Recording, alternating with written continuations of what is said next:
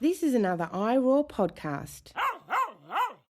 What becomes problematic is the naturalization and promotion and pushing of one kind of dog human relationship, which is where dogs and humans are together. Dogs are with humans in their homes, so pet dogs.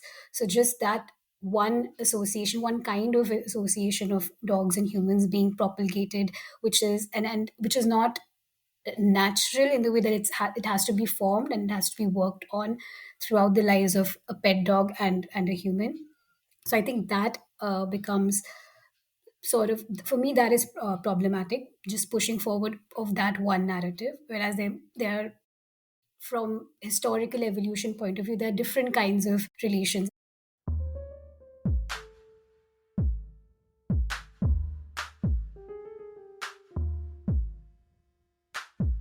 Welcome back to The Animal Tone, everyone. This is season 7, where we've been talking all about animals and multi-species health.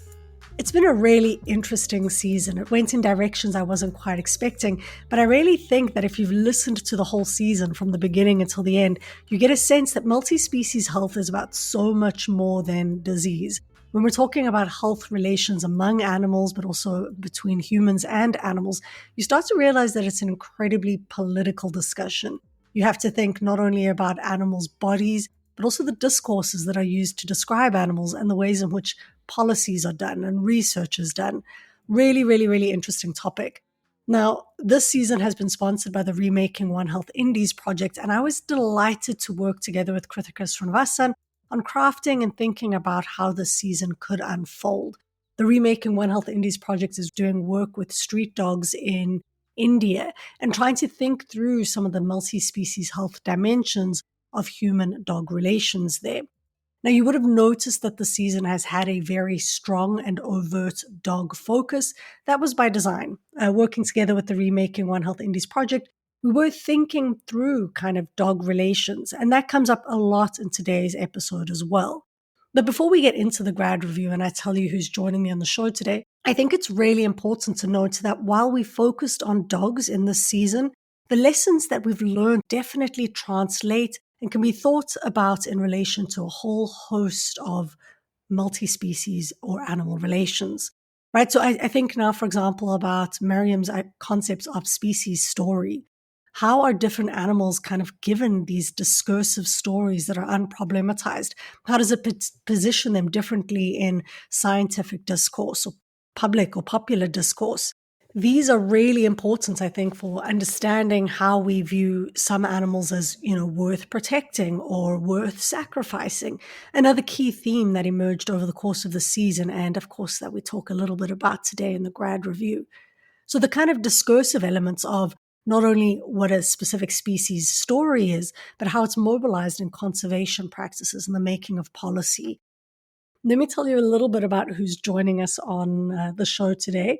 If you've been following along with the season, you'll already be familiar with both Rashmi and Priya, who have done the animal highlights over the course of the season. They've shared a whole bunch of their ethnographic insights and observations from the work they've done together with dogs in the Himalayan regions. So Priyanshu Thapliyal is a PhD researcher based in the School of Geosciences at the University of Edinburgh. In his project, he is thinking with and for people and street dogs living in an Indian Himalayan village, and he's hoping to explore the everyday ethics and politics of sharing life and space on a more than human planet. He's very interested in the relationship between cultural geography, environmental anthropology, and multi-species studies. Rashmi Singh Rana is also a PhD candidate, but she is at the Center for Compassionate Conservation of the Transdisciplinary School with the University of Technology in Sydney. Her conservation research explores how the dynamic socio-ecological realities shape coexistence dynamics in the multi-species spaces of Indian Trans-Himalayan.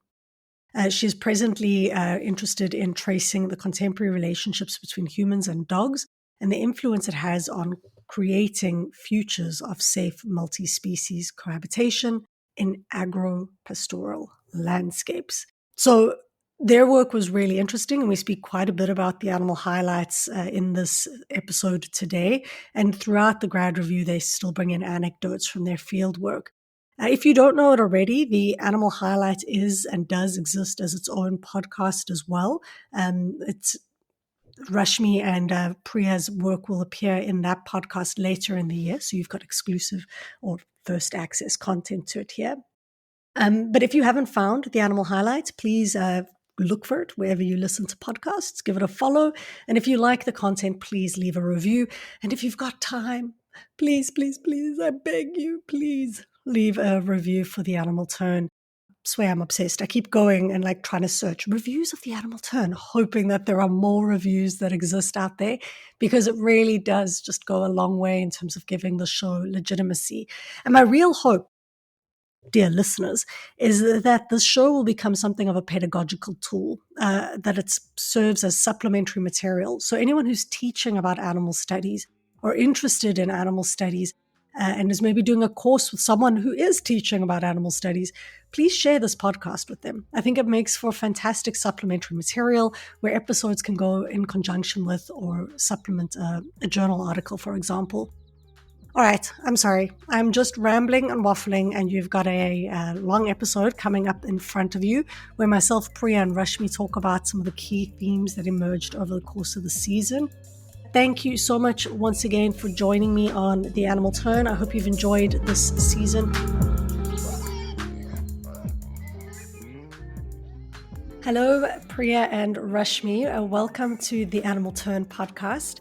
It's been so fun working with you over the course of the season on developing your animal highlights and learning about dogs in the Himalayas and in India, and kind of just thinking about the variety of different dog relations there are has been really illuminating for me. So thank you so much for doing those highlights, and now for also joining me on the grad review to kind of wrap up the season and delve into some of the opportunities and overlaps and tensions that have kind of emerged over the course of the season.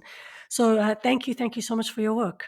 So just in case folks are joining here for the first time and they haven't engaged with the animal highlights and or heard you speak there, maybe each of you could tell us a little bit about your research and your interests. Priya, why don't we start with you? Sure. So I'm a third year PhD student at the School of Geosciences at the University of Edinburgh. I am associated with the Row project, and my specific PhD research is based on an empirical study of street dogs and people and their entangled lives together in this hill station and village in the central Himalayas of India, in this northern state of Uttarakhand in India. And I started out looking at specifically street dogs and how they lived alongside humans. But now my research is also looking at like the larger multi-species collective, if you can say, of which they are part of. That includes, for example, macaques and leopards and wild boars and jackals. So yeah, that's pretty much what I've been thinking about at the moment. And you're nearing the end of your PhD now, right? You're in the writing stages. That's correct. I'm really in the thick of all of it, like about thinking about all the empirical research that I did. Like I did 9 months of ethnographic work in this village. And right now, yeah, I'm in the process of thinking about the larger questions also about the ethics and politics of multi-species cohabitation and multi-species, what it means to uh, think about health. Like if we think our health being entangled with other species also. So yeah, exciting times. Really fascinating. And you, Rashmi, are on the other end of the spectrum when it comes to PhDs. So he's nearing the end of the writing stage, and you're kind of at the. You've done some field work, but you're relatively in the beginning stages of your PhD, right? Yeah, that's correct. I just finished the first year of my PhD in December. So this is still my first month of the second year of my PhD, but I did a bit of field work during the first year itself. My work is again like Priya, it's in the Himalaya itself, but in the adjacent state of Himachal Pradesh, adjacent to Uttarakhand, where Priya is working. And my work is again on around different dog human relationships in different rural socio-ecological contexts.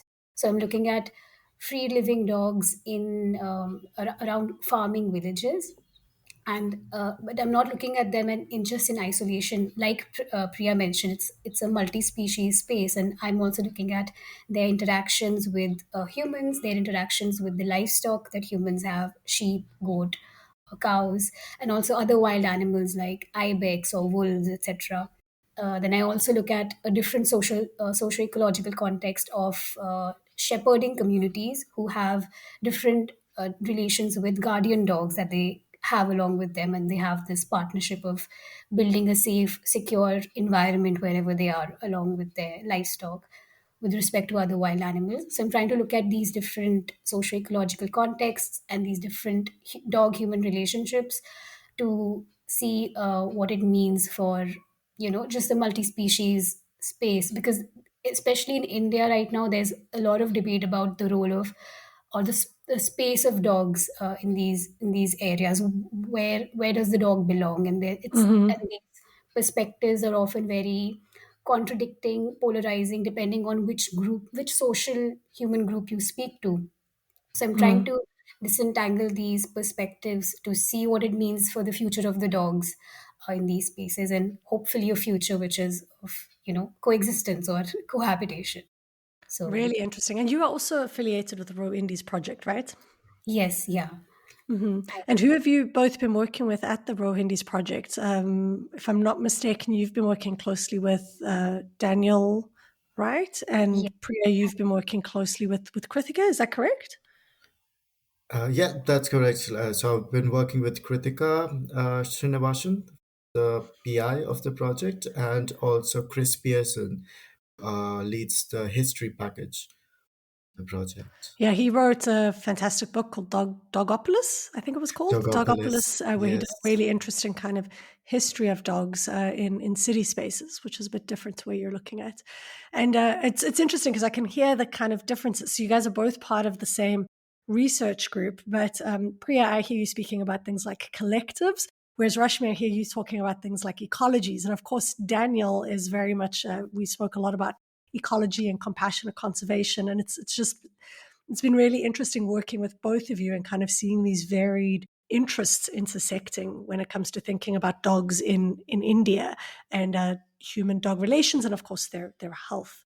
So before we kind of dive straight into the main focus of this grad review, which is looking at the overlaps and tensions that have emerged through the interviews, I thought it'd be nice to maybe just spend a little bit of time reflecting on the animal highlight. So you both worked together on the animal highlight this season.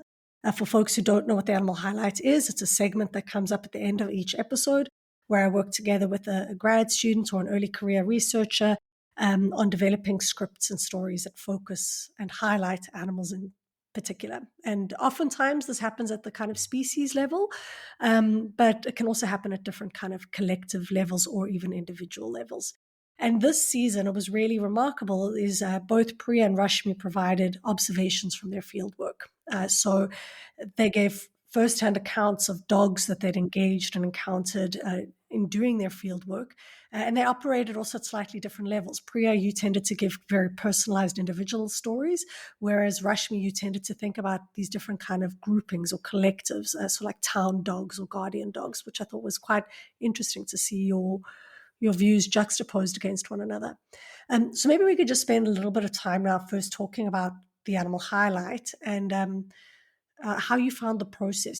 I found the animal, like the whole process of doing the animal highlights and writing stories about dogs from my field set quite a stimulating experience, personally as well as intellectually speaking. Uh, because while doing my PhD, like you, it's very easy to think in more broader theoretical conceptual terms about these broader ideas about what we're looking at. But what I did in these animal highlights, the opportunity that I got was to think on a more personalized level about these dogs who were my research participants. I was very sure going into my research, like while undertaking field work, that these dogs that I was going to work with, they were going to be my research participants, not just research objects like that I'm going to be creating knowledge about.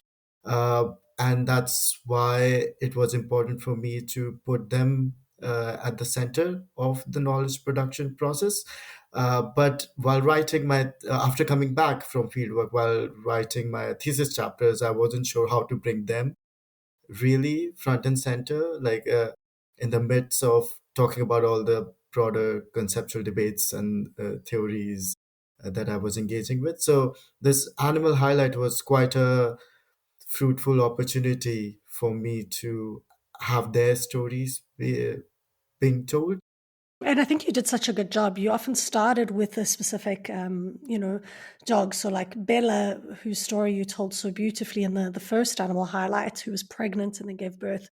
You provided these really rich observations of Bella and how she navigated the market space and the birthing of her puppies. But then that also kind of gave us a really interesting launch pad to discussing questions of pregnancy and motherhood with free roaming dogs and what this means in terms of health. And it was really sometimes this kind of nuanced understanding of animals' health uh, isn't as obvious when we have these really large conceptual debates. And Rashmi, you operated at a slightly different level. You kind of spoke about, you focused quite explicitly on guardian dogs, right? Yeah. So I think I completely agree with Priya's experience in that I experienced similarly. I mean, having really profound moments of looking at these stories at a personal level. So in ecology, usually we tend to look at patterns and generalizations and observations, and these individual stories are not given as much attention, and they're always outliers.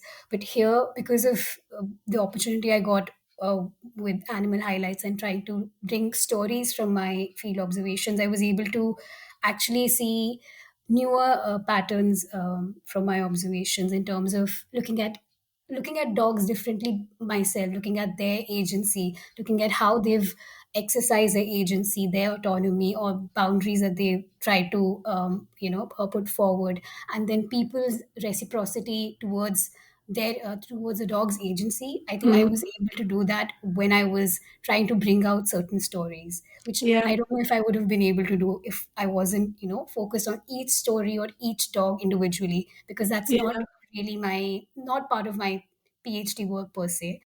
Like I really loved your Yeah. last highlight that spoke about how a dog was treated poorly, and she said, "Well, screw that," and she just left the camp. I And then she went back to she went back to the house, which was a couple of days hike for her because she didn't approve of her yeah, treatment.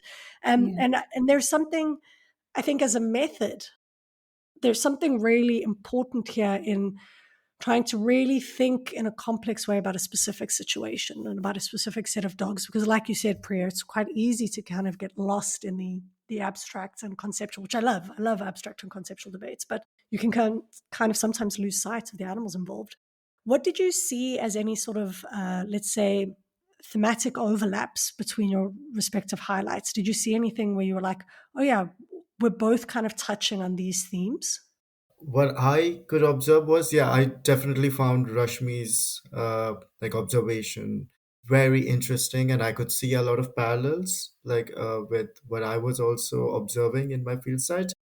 I guess like the focus on dog agencies and how they were reacting to different scenarios. Obviously, the contexts were quite different, but how their emotional agencies and their like personal uh, like preferences, their tastes and personalities, temperaments, these were coming forth, which I Mhm. found quite interesting. And that was something that I also quite on for reflecting on my highlights also, I realized that that was a key theme, that these like individual dogs and how they made their individualities uh, like yeah shine and speak. Mhm. Yeah, I found quite interesting. Yeah, I think we had I mean, with every highlight of Priya's, I could, always, it sort of, I remembered some other story from my field work. Like, there were so many parallels and so many similarities. And it got me thinking about dogs in different ways from my field observations as well.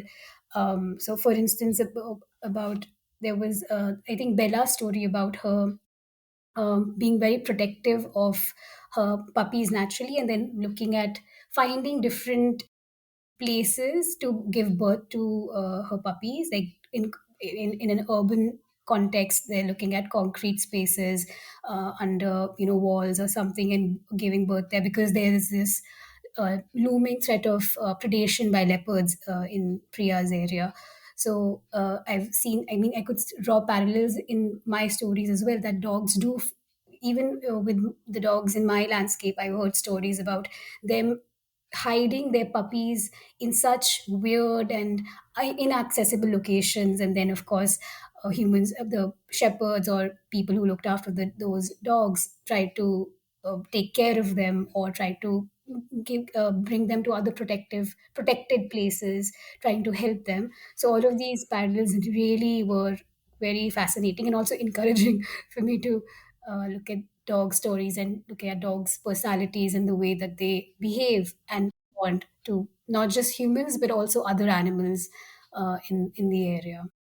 Yeah, I think that's a really good point. So like you said, certainly agency is a key thing when we look at dogs in different contexts, the ways in which they respond to their different environmental pressures, right? Whether that's threats of predation or cars or foot traffic, there were different kind of responses that these animals had, and certainly, like you say, different personalities, right? Different personalities coming through. I think about Priya when you mentioned Hadi, who was really quite meek and not very assertive in acquiring food, versus your explanations, Rashmi, of Simru and Shiru, who was very exuberant and authoritative and kind of took control of an entire shepherding camp in some ways. That was Shiru, I think. With these dogs being named, they became characters kind of in my mind that did have different personalities.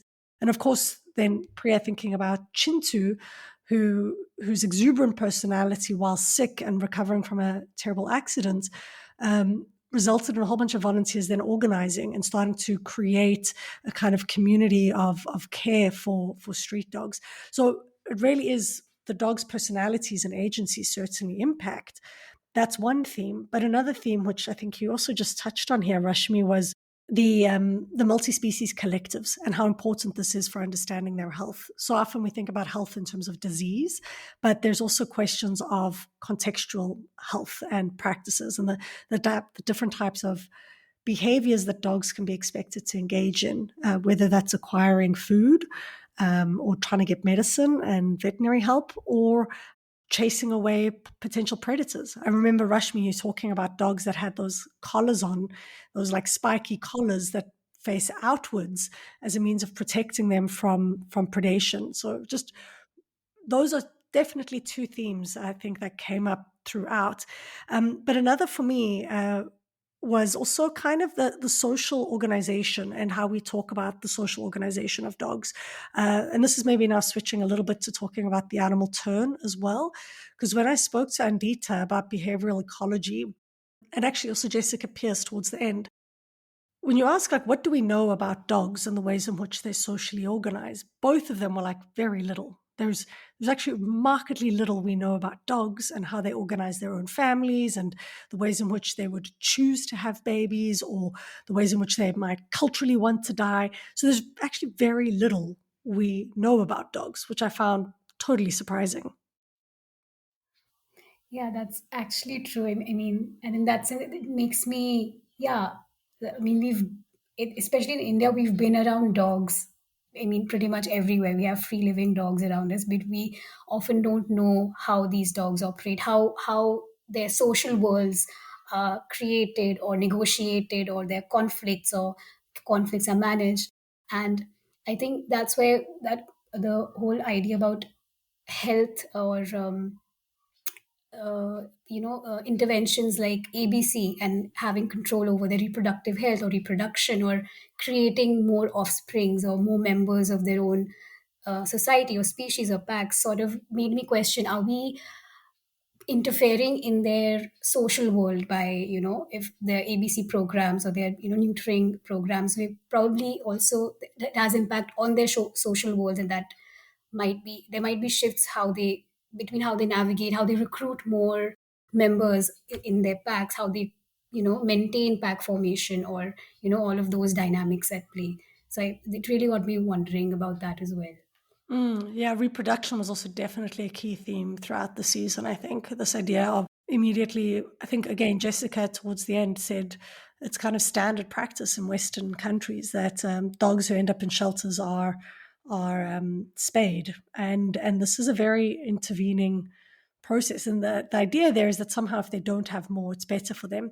And it's tricky, it's complicated because I mean, you guys know more about kind of population dynamics of dogs, but there is this kind of fear factor that somehow if dogs are allowed to reproduce, they'll completely run amok. What are other some key themes? So focusing now on the animal turn season and questions of multi-species health. I would say when we're talking about multi-species health and how specifically like this concept of multi-species health, how we define it and how it can differ from previous conceptualizations of health, like there are already a lot of concepts such as One Health or planetary health, eco health. Uh, so, what does multi-species health does that's different from all these other conceptualizations? I think it's interesting to think about.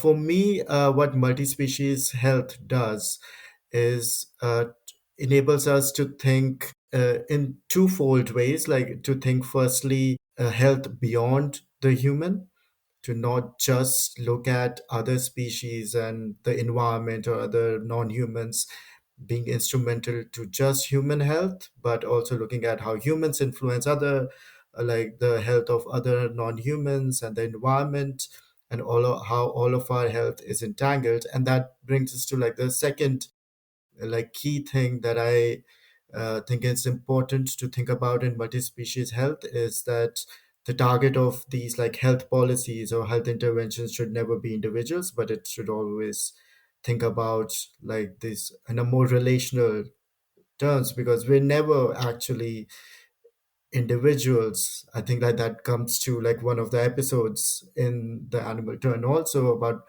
uh, us also being holobionts, like us also being a collective of these different species. So we need to always look at these collectives that we are part of, and Mm. how what does health become when we start thinking it in these terms beyond the individual and beyond the human. That was in the conversation with Oswaldo, I think, right? Where we were speaking Yes, about yes. marginalized multi-species collectives.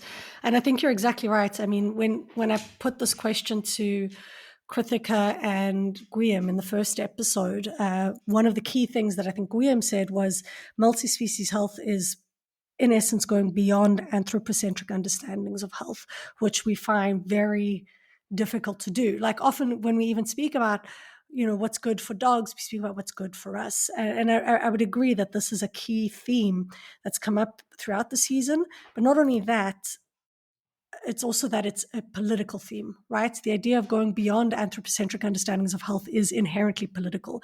And it's political in the traditional sense of, yes, we need to create policies that think about other animals, but also just challenging the central figure of the human in health conversations is political.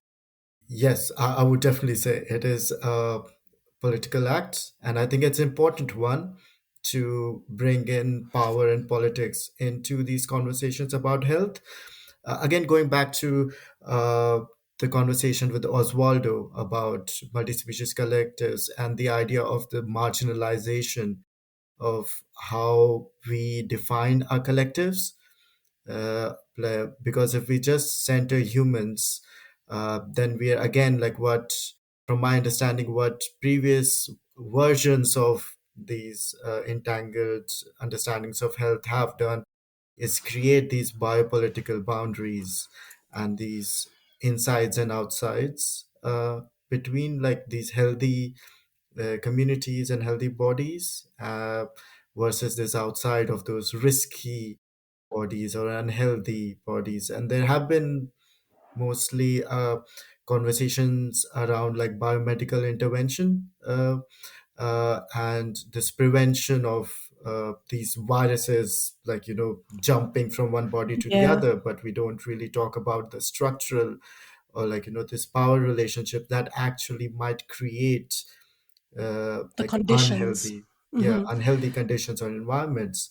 That's really important to talk about. Yeah, I mean, this definitely came up in another season where I spoke to Steve Hinchliffe about the idea of biosecurity, and he kind of drove home how the idea of keeping life safe is inherently political. And in that same season of biosecurity, I had Krithika on the show, Krithika Srinivasan, and she really drove home how important this tension between it was sacrifice and I want to say savior and sacrifice, but it's not. Protection and sacrifice. Protection and sacrifice. That's Yeah. it. And this is important in thinking about marginalized multi-species collectives because there are some animals that we desperately try to protect at the expense or sacrifice of others. And it's always, I mean, I think every grad review this has come up as really complicated and difficult to do. Which species are you privileging and why? And you can't in our policies and practices. How do we privilege all of them equally? I guess this is the challenge, right?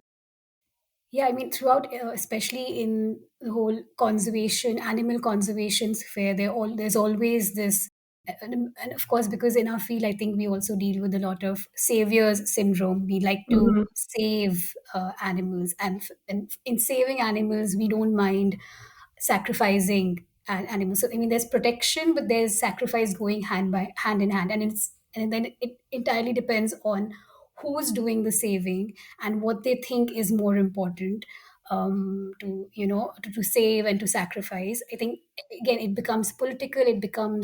It's determined by the person's ideology, and I think that's where it's interesting for us to kind of take a step back and look at the social groups involved in that decision making, including non-human social groups, but most definitely the existing social groups, because there will be people, for instance, just in context of dogs, there are, even in India, there are polarizing views. There are people who want dog on the streets and advocate for having free living dogs on the street as their places where they belong, whereas there's a strong voice that is now increasingly becoming dominant to saying that dogs do not belong in street, they belong inside homes.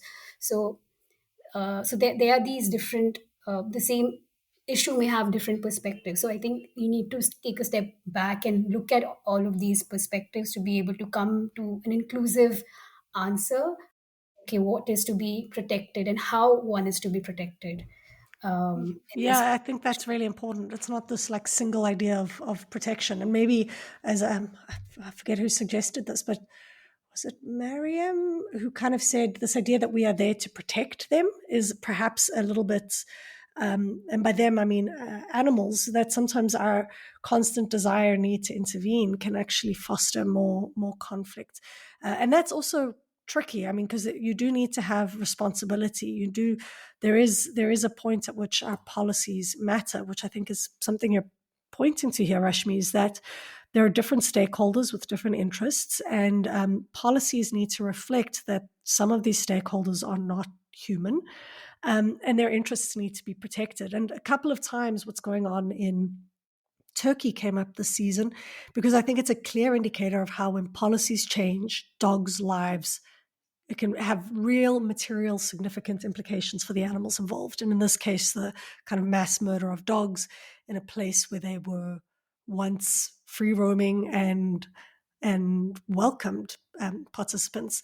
So I think the discourse that you're talking about that's happening in India sounds, at least to me, like it's ringing true to what's happening in many other countries where it has been normal for dogs to roam. Why do you think these changes are happening? What's prompting this kind of change now, do you think?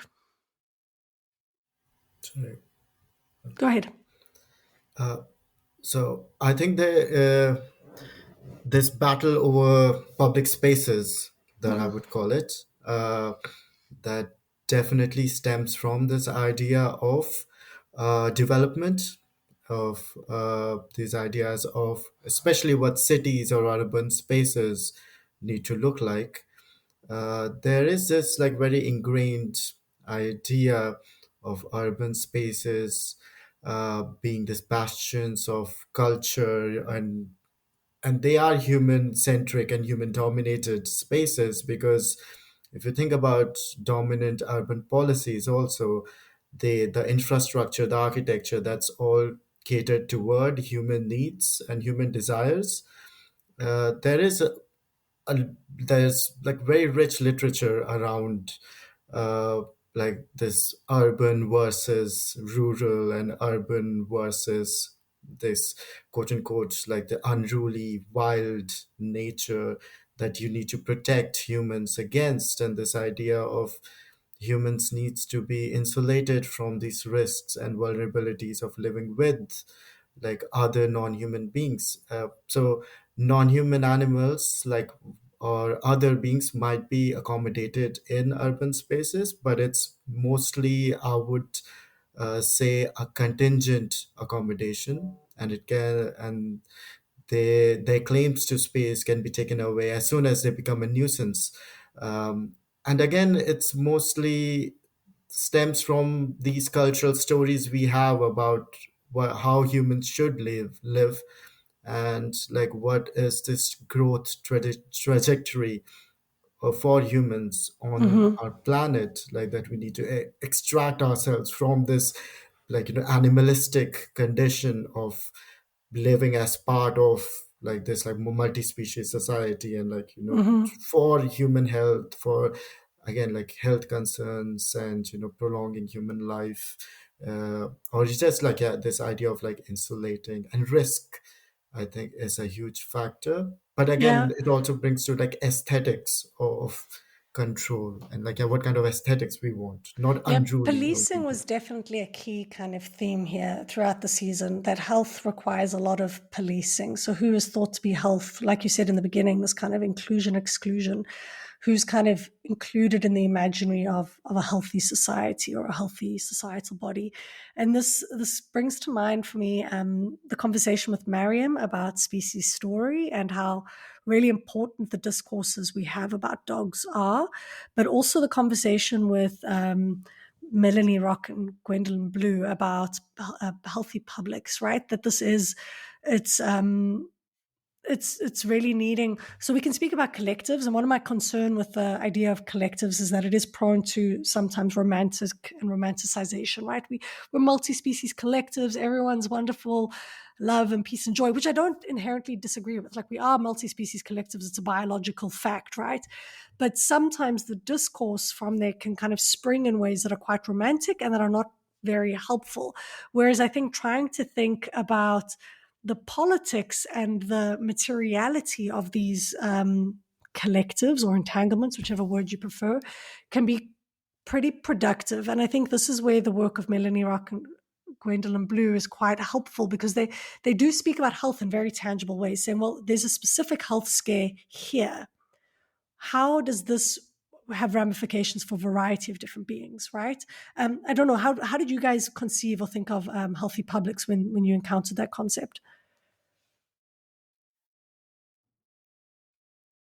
Rashmi, go ahead. Yeah, I am. Sorry, I'm getting confused between, I mean, whether or not I've muted myself or no. You're Um, welcome to just leave yourself unmuted, right? I'm just muting myself because Linus is walking in and out. So you're welcome to leave yourself unmuted and feel free to interject at any point, right? Like, just jump in if if one of you says something that the other thinks is interesting, feel free to just have a conversation. Okay. yeah, all right. Yeah. Yeah. So about healthy publics, I think for me, not just for healthy the episode from the healthy publics, but from, because there was the themes are quite interconnected in that way. What I really took from it was that our need that we need to acknowledge animals as individuals as well.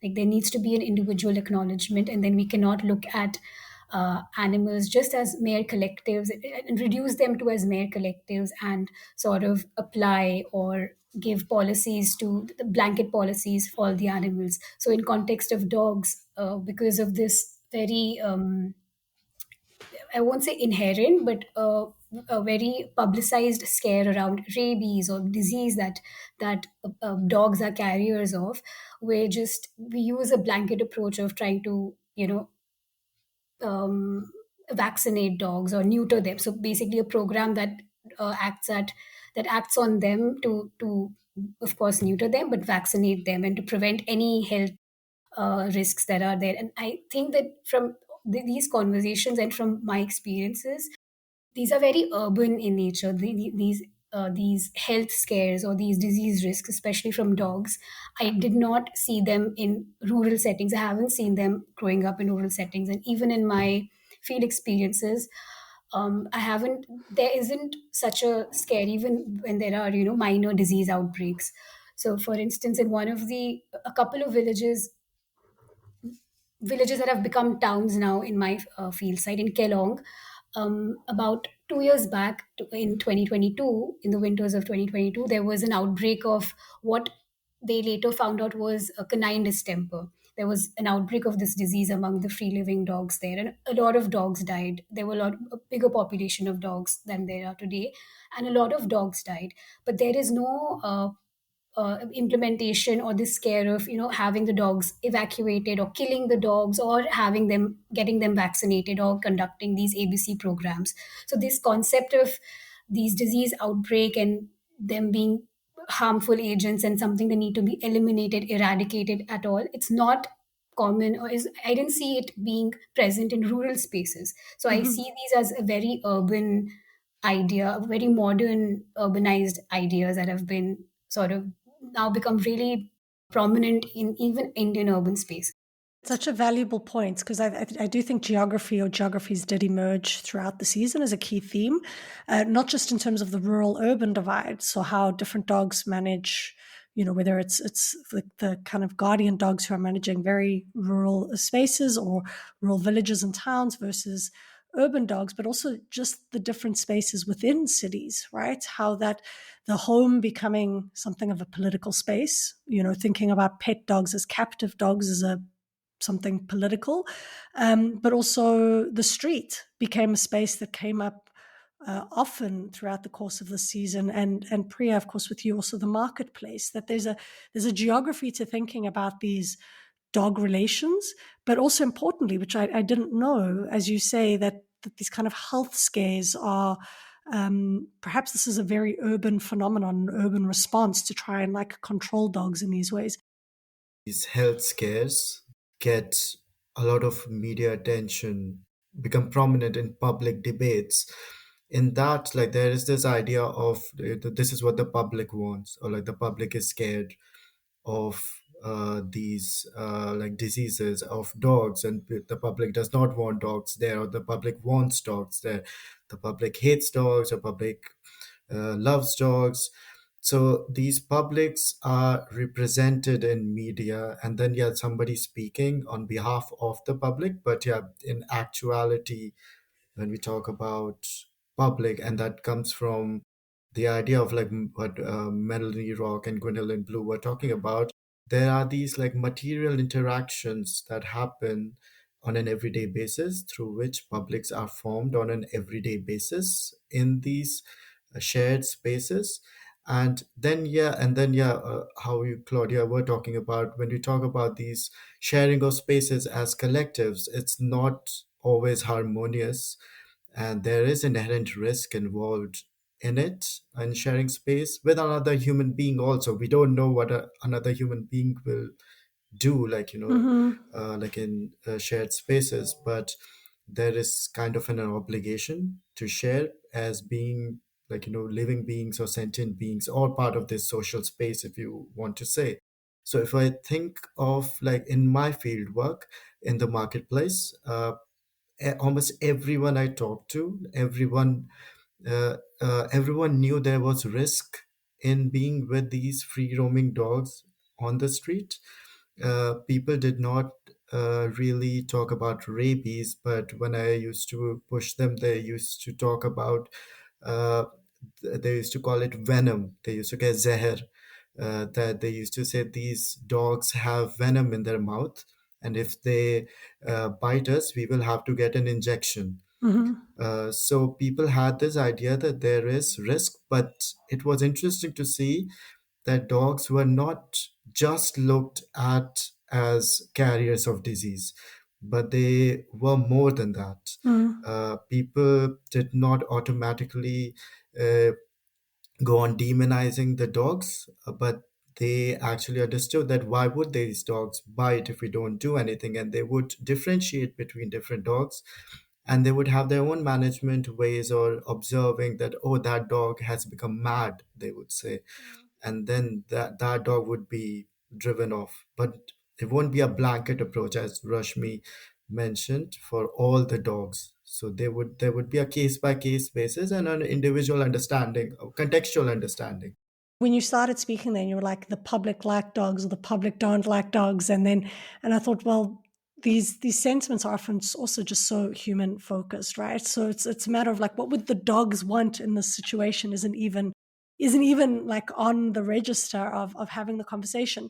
But also, when you were speaking there about health, something I thought that was quite valuable over the course of the season was the disruption of health as only being something that is to do with sickness, right? So to have like a body that is sick, whether it's a disease, and that's what health is. Health is preventing a disease. No, I think health was presented in a much more complex way by the guests. So there was this idea of like behavioral health, psychological health, social health.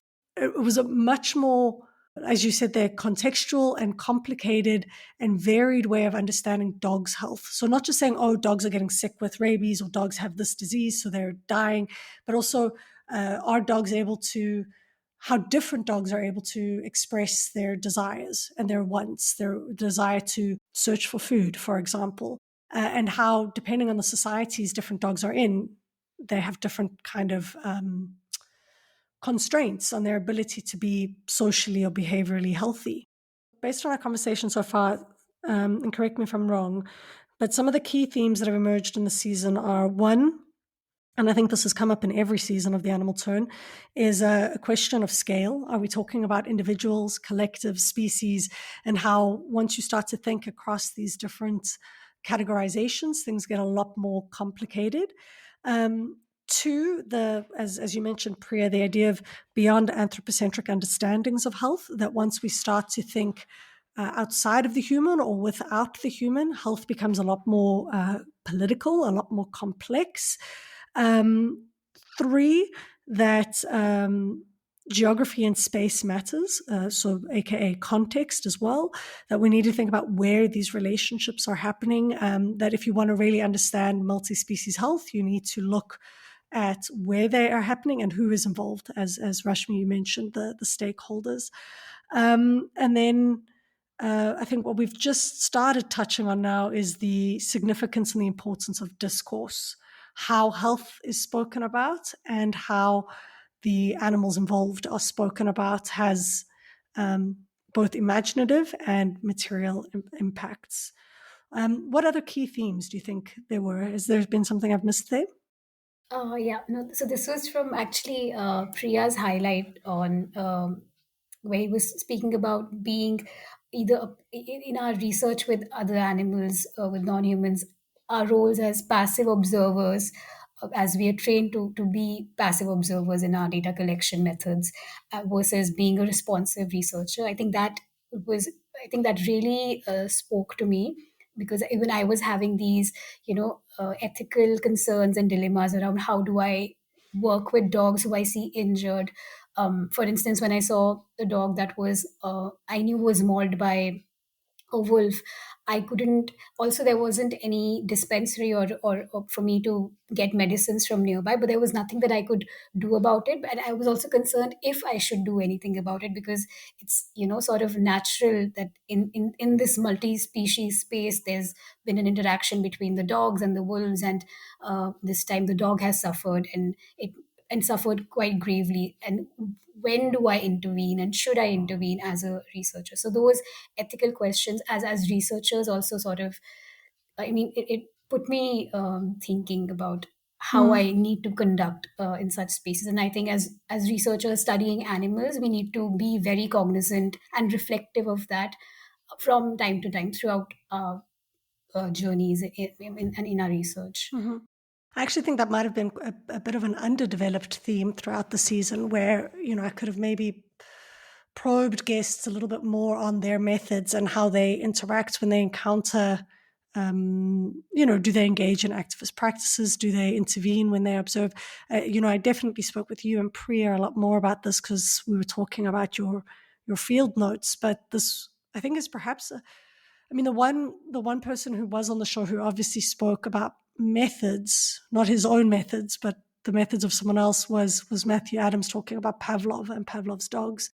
And what I really appreciated in that highlight of Priya's was the juxtaposition of different research spaces, right? So we often tend to think about the ethics, and there are ethical protocols that have been designed for how to research animals. Again, I think they're deficient and they're just designed to like help an industry that tests on animals, but they exist at least.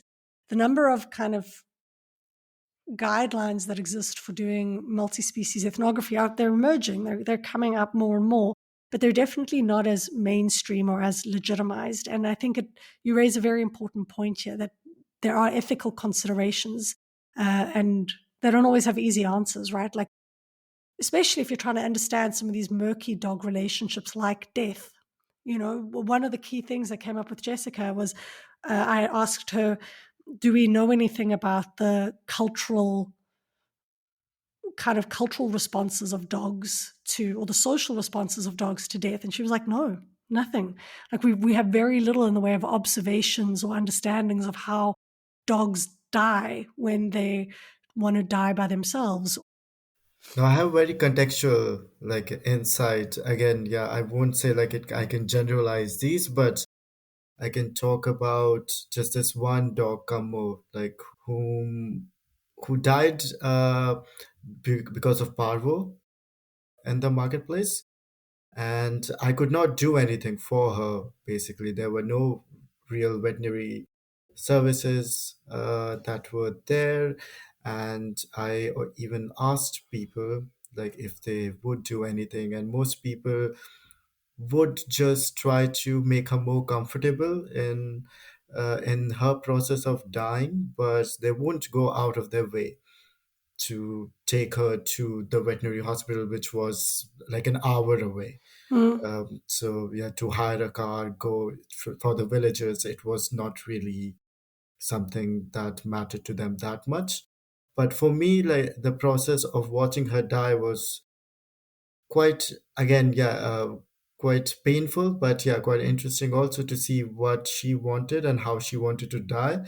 Because yeah, there were good days and there were bad days. There were good days when she would be more active and she would walk around and drink and eat more, and then there were bad days when she would not be able to move around much and she would be heaving and like breathing very heavily. So on those days it was more difficult to just sit by her side. And Yeah, when she died, did you see her die? Did she like go off into a specific place, or did you just find her dead one day? How did that happen? so I when I found out that she died, like she used to sleep at night on this balcony of this like building, like where there was this lady and her daughter who used to like care for her sometimes. Like she used to just like go there because it was publicly accessible stairway, so she could easily go up to their balcony and sleep there on cold winter nights. And yeah, they had put down some like jute sacks for her to sleep, and they told me that she had died. And I asked them where she was because she wasn't there in her usual place and that like balcony space. So they told me that she actually went to the terrace and she died there. So I can just imagine like it must have taken her a lot of strength to make her way to the terrace to be by herself, and then she passed away. And so I found her at the back in the terrace. So yeah, and the stairway also, like she had to go up. I don't know why she went up, uh, because there was no food or anything. I sometimes saw her there with other dogs, like Mm. just playing around, but I did not know if she had any particular attachment to that place, but yeah, she went to the terrace Obviously, to die. Rashmi, go ahead. Yeah, so I mean, that's a very good question. And I mean, I've been with dogs around me, free living dogs around the areas where I've lived.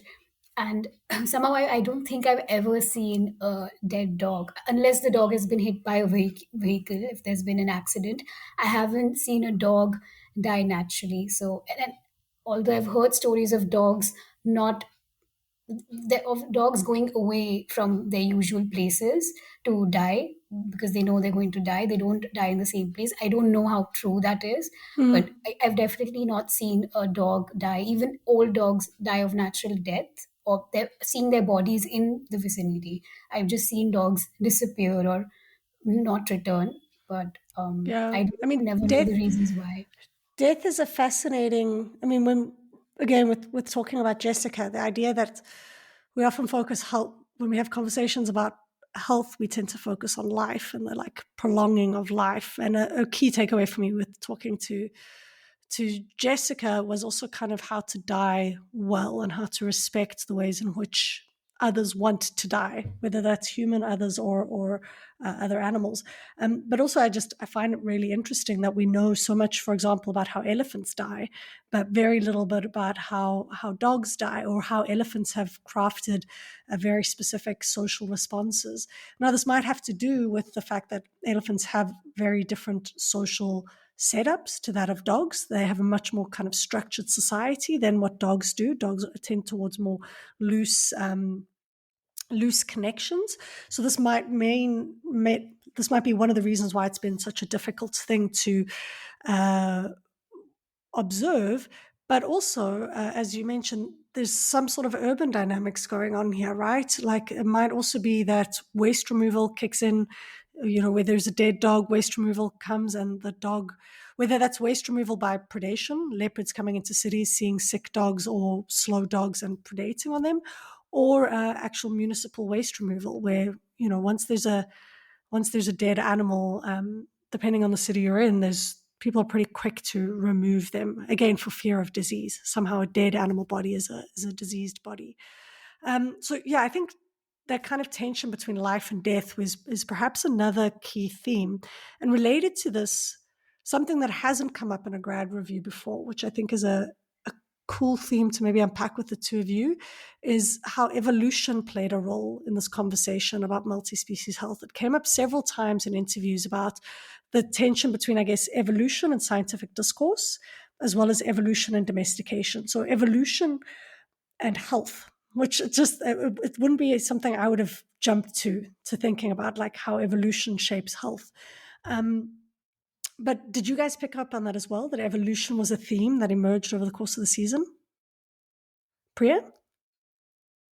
Yeah, if you think about like in evolutionary terms, the entangled histories of humans and dogs and how we have co-evolved with each other, I guess that definitely shapes both of our lives and how we understand and each other and each other's health also. If we think about like what Mariam talked about, like species stories also, like Mm, the domestication of dogs and them being evolved as like man's best friend.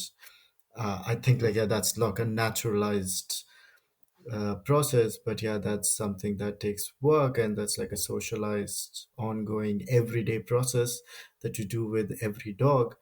uh, so but then there's also these or like larger like yeah, understandings of uh, like function, like in evolution. I think like if you think of it in terms of behavioral ecologists, there's a lot of uh, understanding of behavior in terms of function mm, and not intention, uh, because you always supplant intention with function, because if you talk about intention, then yeah, that's a murky waters. You can't really know what the dog's thinking, uh, other than yeah, what behaviorally what might be the function of a particular like behavior.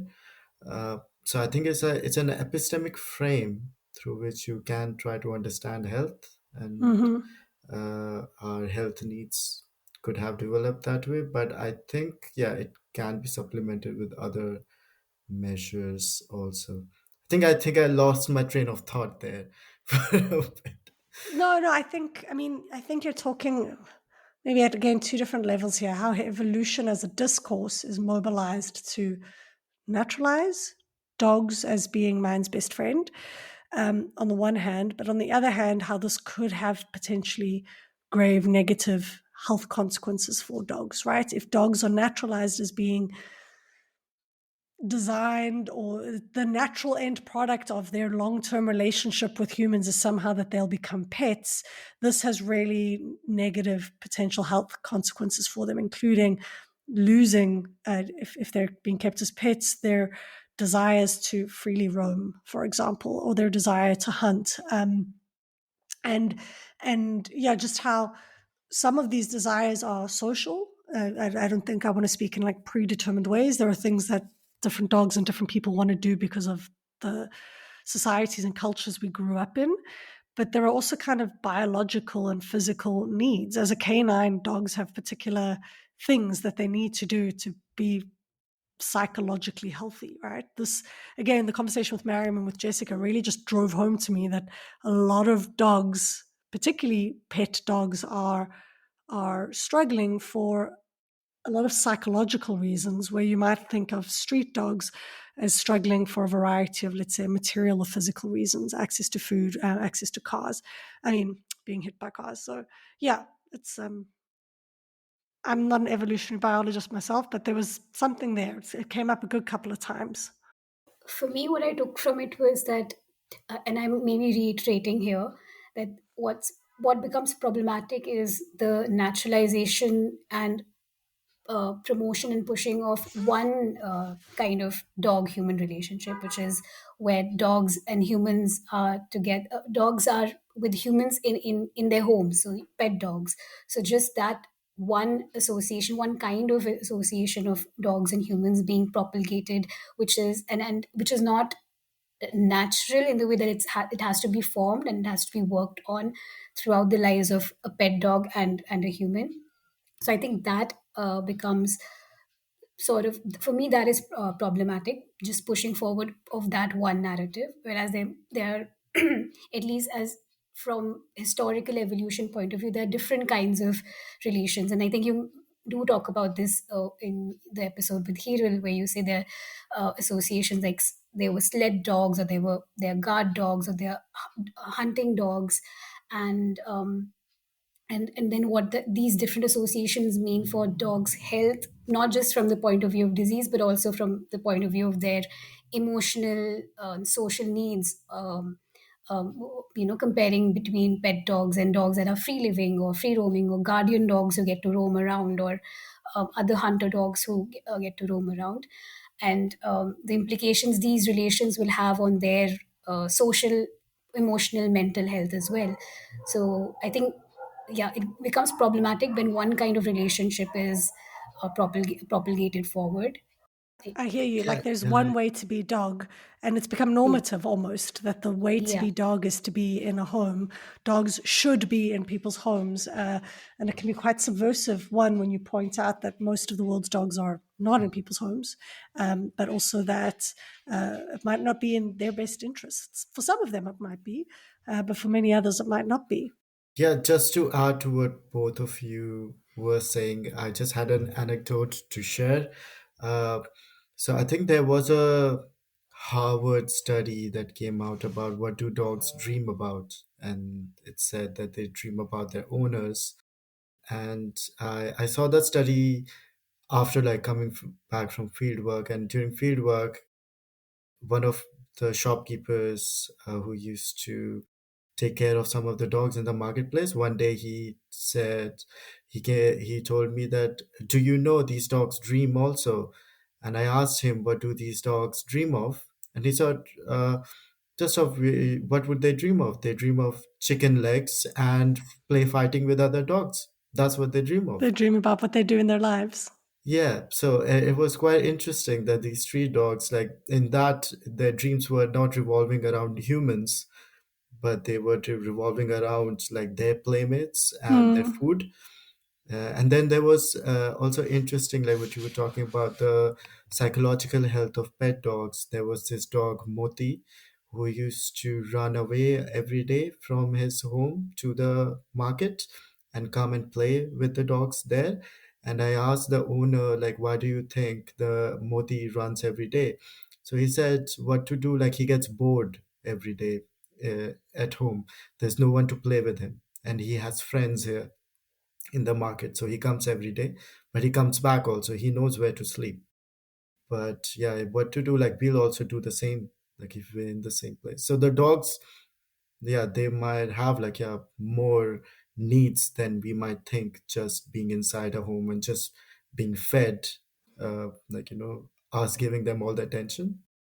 And there might be more complicated ways for dogs to exist in our societies than simply being in our homes or in the streets, right? So there might be, again, depending on the personality of the dog and their own experiences, there might be some dogs that just want to create dog packs and live their lives and create their own. But there might be other dogs who want to create, loose relationships with families. There's more than enough evidence that that's the case. They'll come back to a particular home or store again, and they'll maintain those relationships. Maybe sometimes coming inside, but having the autonomy and freedom to leave when they want to leave is very different to a pet relationship where I think they're asked to stay inside and live according to our rules, pee when we say they should pee, poo when we say they should poo. And let's not say that there aren't not positives in this relationship as well, right? That there aren't some people that maybe take their pet dogs to explore and expand and live, go on multi-day hikes with them and expose their dogs to a variety of different experiences. So I think there's, as Rashmi was saying, there are many ways to be dog, but we do have to kind of look at some of these relationships structurally as well, right? Like, how are our policies, our practices, our infrastructure catering to or hampering ways in which dogs can be well or live a good life, right? And I think there are different pressures for street dogs to that of pet dogs, but in some ways they have similar demands on us that I think are just not being reflected in our conversations about health. Before we switch to your quotes, we've got a little bit of time now to maybe just touch on gaps or conflicts that you think emerged across the different episodes. So do you think there were any areas where, maybe these ideas were conflicting or contradictory, or do you think there were any gaps, things that should have been in the season? So, for example, Rashmi, you mentioned the methods earlier, and I think that you guys with your animal highlights brought a lot of methodological questions forward, but I think I could have maybe probed a little bit more with the interviewees how they understand dogs. And their methods. Although that said, Andita did give me a lot of really great insights into how she does a multi-species ethnography and behavioral ecology. So yeah, I put it to you. Any big tensions or gaps you think the season missed? It would be maybe interesting to see more contradictory views as well. I mean, especially from the Indian, from India, from the Indian discourses. There's a lot of, even on topics around animal conservation. Somehow, dogs are not part of the animal conservation. Yeah. So, I mean, dogs are in fact pitted against the objectives of animal conservation, saying that dogs are harming animals. And by animals, they mean, wild animals or animals that are not tolerant of humans.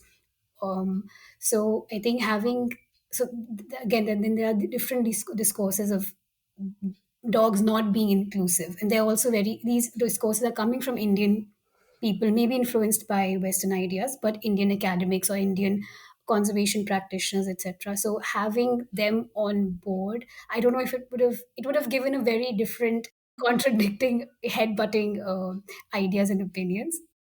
Having different ideas is it's always interesting. Even if you don't agree with them, I think it's good to have those conversations. But even it makes me think about what Daniel was saying with regards to kangaroos, right? I think kangaroos are an interesting parallel with thinking about dogs in India, because while kangaroos might traditionally be thought of as wild, I think in the Australian context, they've also received this kind of pest status. And I was quite surprised to hear Dan say that they're often excluded from conservation practices despite being a protected species. So that just goes to show how these local dynamics or understandings can really, coming back to what we spoke about at the beginning of this episode, that like protection sacrifice dimension, how political and how social it is, right? That kangaroos are not included in conservation practices, or they are, but very begrudgingly. And it sounds to me very similar to dogs here. One, because I think dogs aren't considered or thought of as being wild, which is quite remarkable. And two, because they perhaps sometimes straddle that pest status, which conservationists generally don't want to conserve or deal with, right? Yeah, I think the breadth of topics that were discussed in the season like covered a lot of really crucial aspects around multi-species health. And I think, yeah, the dynamics between conflict as well as coexistence that is inherent in multi-species cohabitation and collectives, that's something that's a key takeaway that comes up like in all of the episodes, that yeah, you can't romanticize the idea of co-living with other beings. Like even living with other humans, free living and free willed other humans is difficult, let alone like other species, like other beings whose internal dynamics we don't always know. Would have actually also be really interested to have some indigenous or decolonial thought about health and what it means to live with other beings, because I think that's a key thing to think about if we're thinking about health in these terms, when we're trying to build these collective ideas of health, not just like human exceptionalist ideas, or just limiting or just contesting the boundaries, or like where our moral circle, like to what extent we can extend it to whoever, wherever, like sentience, like where do you place borders? That's an interesting question in itself. But I think, yeah, the perspective of some indigenous or more traditional ecological knowledges and ideas, that would, I think, enrich discussion a lot. I mean, both of you are saying, I think, really fascinating thing. I mean, more voices always adds to the complexity of the conversation, whether those are voices that are dissenting or just different, right? So that provide a different viewpoint on health. I know that Kritika did, I asked in that first episode kind of to define decolonial, and that decolonial can be a lot more expansive and broad, and that maybe possibly requires its own kind of episode or season to really just unpack what do we mean when we say this, because sometimes words like that get bantied about without really, I think, grappling what's the difference between colonial or decolonial or post-colonial. These are also extremely political terms. But I do think Oswaldo also provided some insights into Indigenous thoughts and practices here, right? The work that he does with the network in Brazil with regards to thinking with Indigenous voices and ideas, resisting, capitalist tendencies of objectifying animals as commodities and as products. So I think there was glimmers of it in the season, but I hear you. There's definitely space to maybe think, and this has been a critique that's come up, I think, several times in the grad reviews, is that there is more space for varied views, perhaps outside of mainstream animal studies. So I hear you on that. And just as an aside, it's interesting how many C's have come up. So again, I just re-listened to Jessica's episode this morning, which is why I think it's really pronounced in my mind. But right at the end of the episode, she said, she thinks that for living a better life with dogs, that she thinks about care, curiosity, and collaboration, right? We should foster care, we should foster curiosity and collaboration. But then, of course, I thought, well, Dan speaks about compassion. There's a C. We've spoken about collectives from Oswaldo. And throughout the course of our conversation as well, we've spoken about conflict and coexistence. And I think that I was just like, whoa, there are all of these C's. Yeah, exactly. So it's been a really fascinating season, obviously incomplete, even coupled with the biosecurity season. There's a lot more to be said about health and how we understand health, particularly from animals' vantage points, right? That seems really difficult to do. Okay, let's switch to the quotes. My quote is from this American missionary named Robert Equal, he was American from origin, but he was born in China, and he was a missionary, he was a military officer, and also an anthropologist who traversed across Tibet in 1921. So that was over 100 years ago, and he documented and published a lot on the Tibetan nomadic life from the time that before Chinese ingression into Tibet, which was in 1949 or so. So, why I find his work interesting is that he has this one essay which he is dedicated to give the account of the dogs that he had encountered during his travel in Tibet, and particularly the dogs that were with the Tibetan nomads and the role of the dogs in the Tibetan nomadic society. So it goes like, the dogs play yet another role in relation to the children of the nomads. To a greater degree than any other animals, lambs, calves, and colts, the dogs become the playmates of the children. Babies just learning to crawl out of their fur and felt wrappings tumble among puppies and their attendant mothers and find their earliest playmates among the dogs. I have seen children up to 6 and 7 years old who romped with the dogs around the tents on their hands and feet with as much ease as they walked or ran erect, and seemed indeed to communicate with their canine playmates. From that association, the child goes on caring for and mastering beasts larger and stronger than himself. This quote ends here, and then he quotes in a few paragraphs earlier. He says that the dogs help shape the behavior patterns of the children of the tents and thus influence character formation. End quote. So I really like that this ethnographer, this anthropologist from 100 years ago was able to, center dogs. And throughout this essay on dogs of his, he centered the dogs and showed how, in different ways, the different roles that dogs perform, and because of those roles, how they've in turn shaped the society of these nomads, their social privacy, building social privacy around tents because dogs are around them, and these dogs tend to be very aggressive, and basically influencing their social life, influencing the social life of humans. So he centered dogs in those narratives. So that's something that was really impressive for me. And do you find that, as someone who has observed nomads moving with dogs, do you find that several of his observations still hold true today?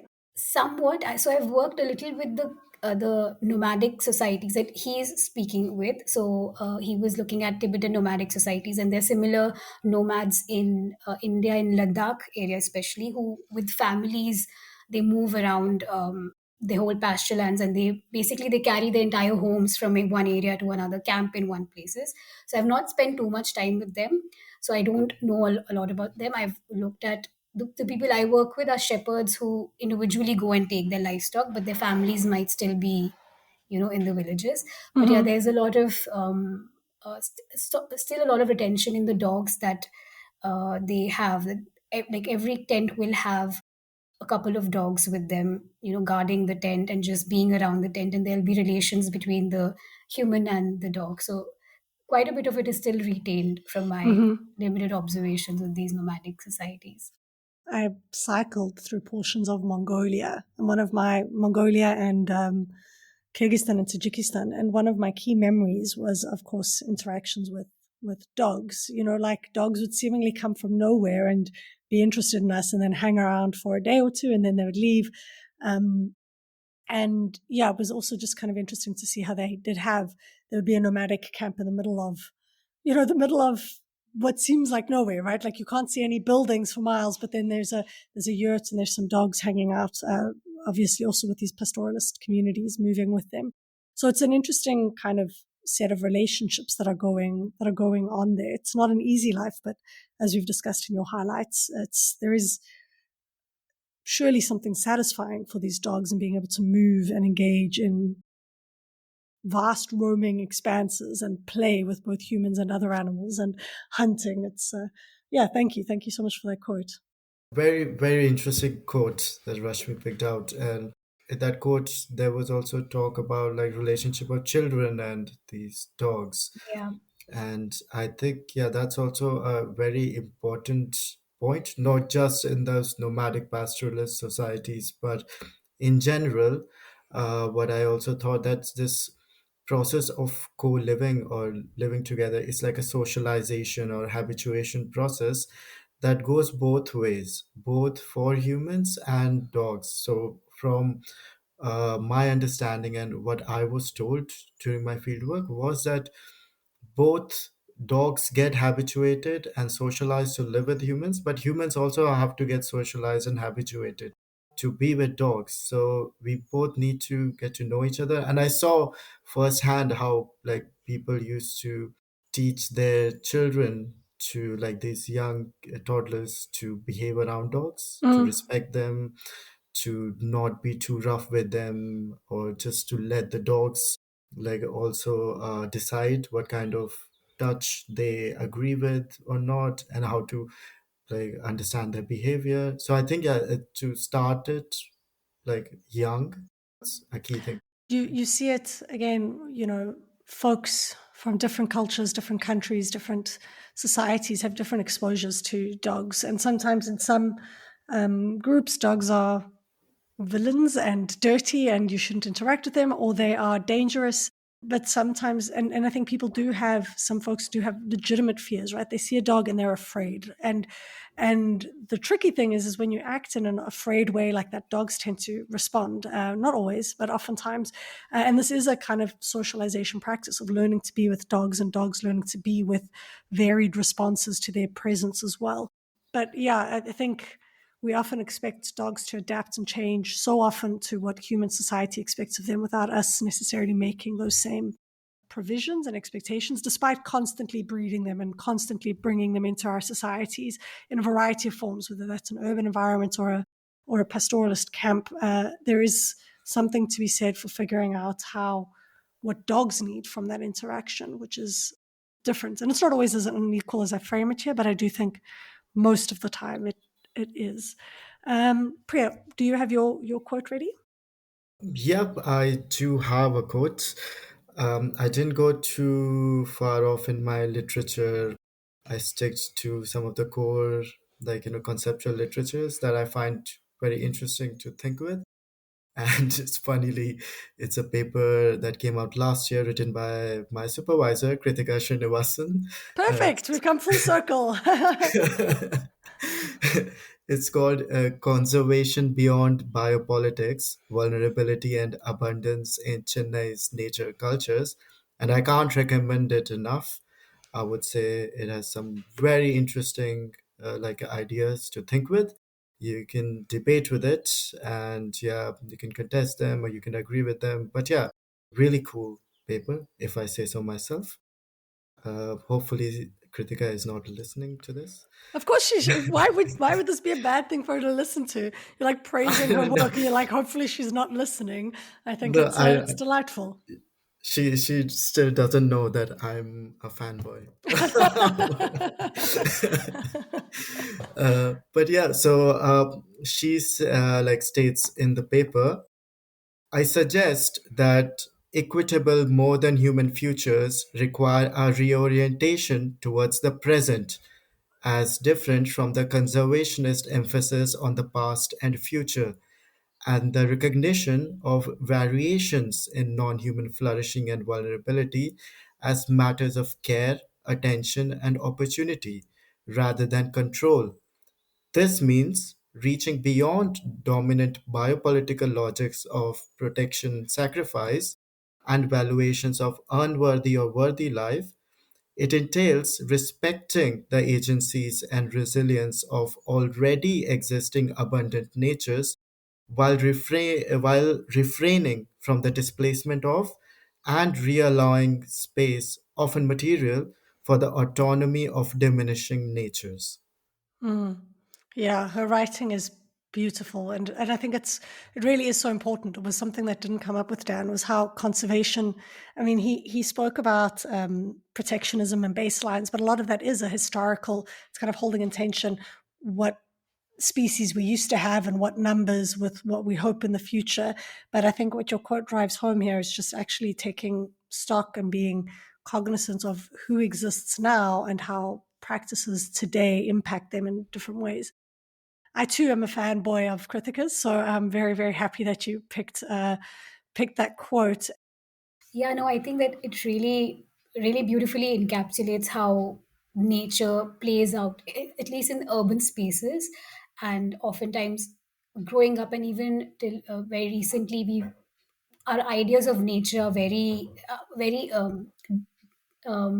not attached with or yeah I'm not able to find Detached? the right words. Detached, yeah. Yeah, detached from human spaces, and we look at nature that's something away from humans and in pristine forests or pastures or something. But I think she's brought upon crucial ideas around looking at nature in our everyday being, especially in urban spaces, and really forced to look at things that are part of the human commune or in human spaces as also nature. Mm, And I think that that's where we sort of label dogs as not wild, is because of their inherent or their associations with humans, because of our whatever coevolutionary history there is, them being around human spaces, and because of their proclivity or their association and affinity for humans, they're not treated as animals, or as not treated as wild animals would, and they're not afforded the same kinds of rights and spaces to be, and mm, they and ways to control them and manage them and reduce them, when we don't apply these same rules for other animals that are away from humans in forests mhm. or non-human spaces. Yeah, really beautifully said, I think. And of course, it reminds me, I had her on the show not too long ago to talk about reanimalization and how there's this idea not only to expect animals to become more human or adapt more to be human spaces, but actually to reanimalize what it means to be human and what it means to have space. And this requires, I know Priya mentioned risk a couple of times. This requires accepting more risk, that perhaps to have healthy multi-species collectives as well as multi-species health entails a better redistribution of both protection, sure, but also of risk. It can't always just be, there needs to be more risk distributed, and this includes risk to different human groups. Yeah, just to add to that, yeah, as you mentioned, like as Rashmi mentioned, that there's this distancing of like protected natures from quote unquote like human spaces, and as you also mentioned, there is this like idea of risk inherent in living with other non-humans. It's key to also emphasize here that yeah, when we talk about human, also humans are a differentiated community, like they're like social difference. So when we talk about, for example, protecting these more risky beings like leopards or elephants or wolves, whom rightfully should have their habitats protected, but we expect more like rural people or like people like who live in the forest fringe villages to be okay with living with these animals, while we can't live with like mice or like pigeons, Dogs. or girls here in Edinburgh, foxes, dogs. We are not fine with living with these, like Mm, less risky, I would say, still risky, still can impart disease, but we find it so problematic to live with them, but we expect to displace this conservation to like other more already marginalized human groups. So redistribution of risk, it's not to say that, oh, we need to marginalize already marginalized human groups, but yeah, there needs to be like a differentiation of both, like in human communities, not it's not a monolith, and like inclusion of equity and social justice within human communities as well as non-human communities. mhm. So Yeah. it's a very expansive idea, and I think it's really important to bring that home. 100%. And also, as Waldo mentioned in that idea of marginalized multi-species collectives, is how marginalizations work with one another, right? So you've got a marginalization, let's say, of elephant populations in India who are also just trying to survive, right? But they are destroying crops and moving through spaces as different spaces become increasingly urbanized and built up.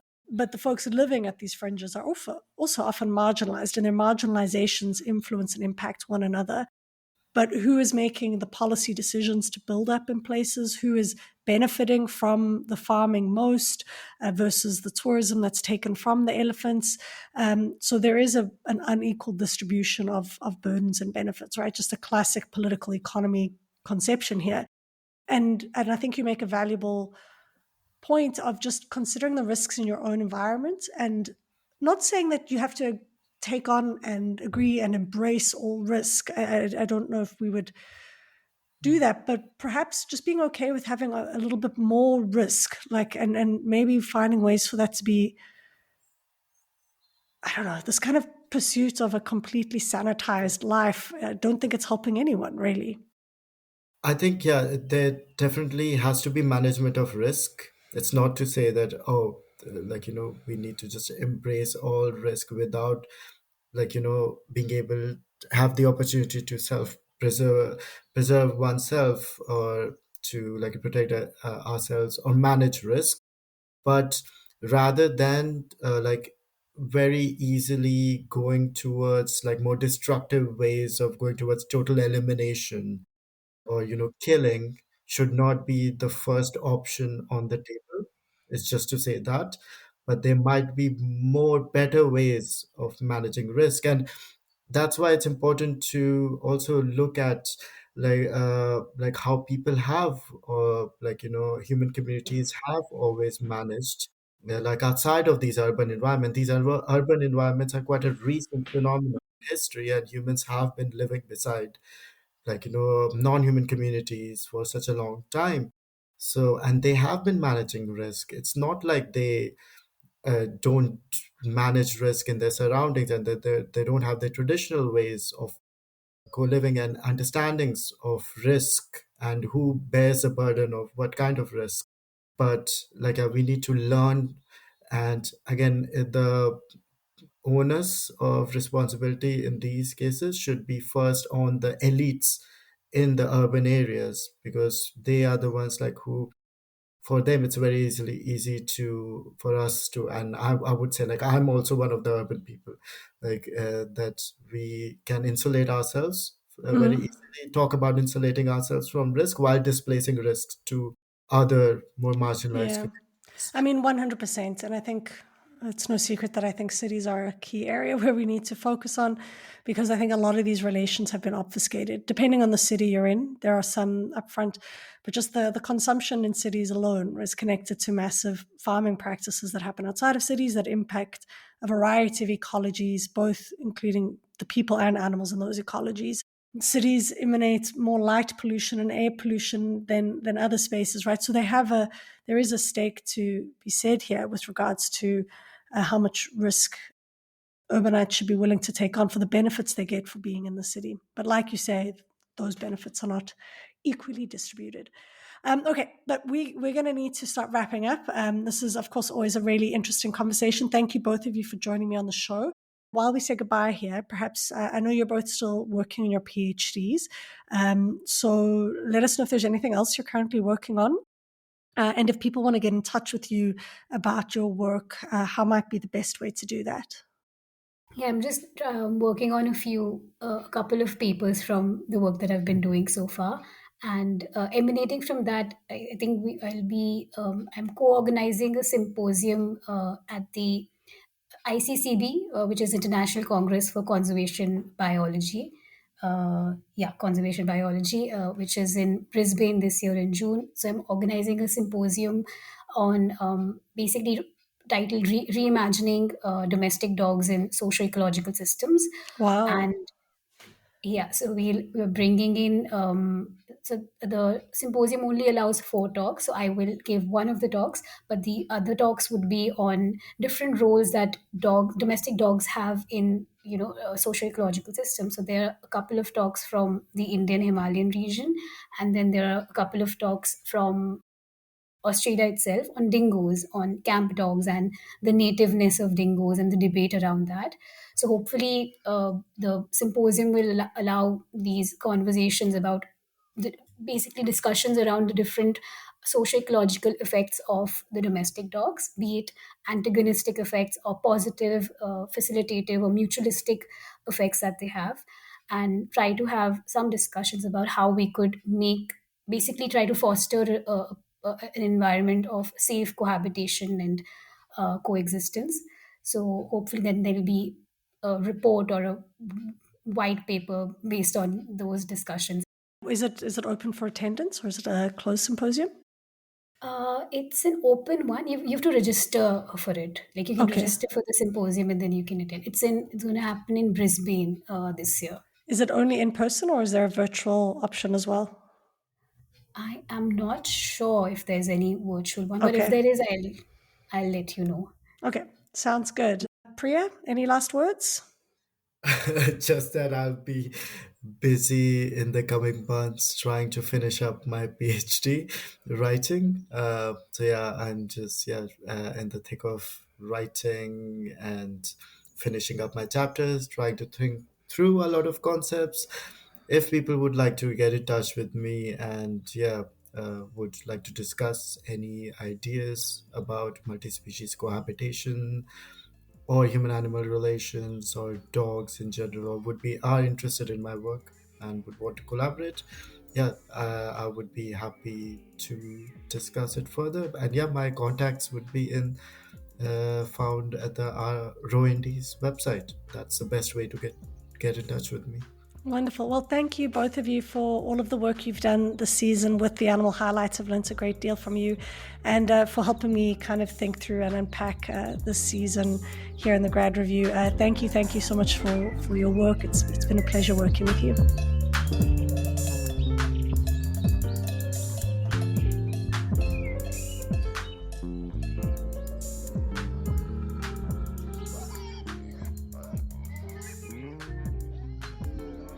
All right, folks, so we've reached the end of season 7, where we've been talking all about animals and multi-species health. Just a reminder to please head over to where you listen to podcasts, whether it's Podchaser or Spotify or iTunes. It is iTunes, iTunes, and leave a review for the show. That would really be fantastic and wonderful. And I thank you, and I thank you, and I give you kisses and smooches, and thank you so much. Thank you also to Animals in Philosophy, Politics, Law, and Ethics, Apple, for being a long-time sponsor of the show. Make sure you go and check out their website to see the amazing work they are doing. Thank you to the Remaking One Health Indies project, led by the wonderful Krithika Srinivasan, for sponsoring this season. It's really been remarkable delving into and thinking about multi-species health. Thank you also to the Phoenix Zones Initiative, which further contributed to 2 other episodes in this season.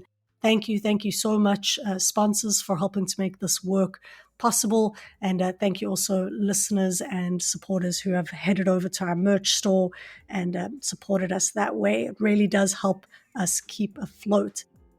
Thank you to Priyanshu Thapliyal and Rashmi Singh Rana for being wonderful guests on the show today. Thank you also for your amazing work with the Animal Highlights. It's been wonderful working with you over the course of the season.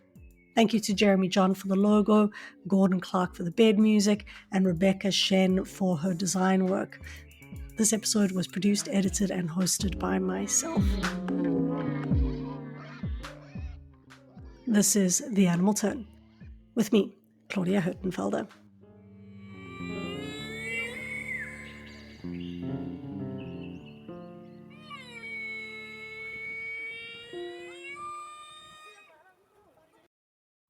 For more great iROAR podcasts, visit iROARpod.com. That's iROARpod.com.